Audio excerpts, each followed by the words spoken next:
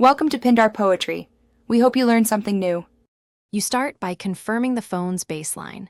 Open settings and check battery health so you know the maximum capacity and whether performance management is active. Once done, update iOS to get the latest power optimizations. Then enable low power mode to immediately reduce background activity. While still here, lower screen brightness and shorten auto lock. These direct changes reduce display and CPU usage right away and set you up for more detailed tuning next. Now move into the granular controls that actually stop silent drains. You should disable background app refresh for apps you don't need updating constantly, because background network and CPU cycles add up.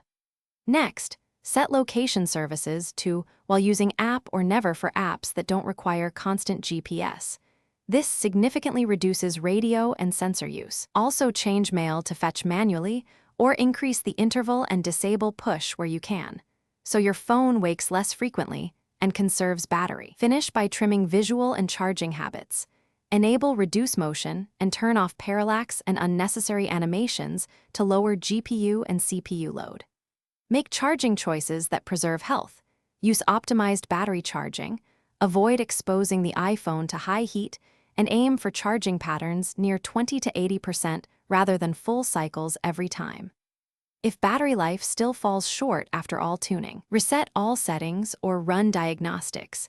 And if diagnostics show poor health, replace the battery to restore normal runtime. Thanks for watching. Consider subscribing if we helped you.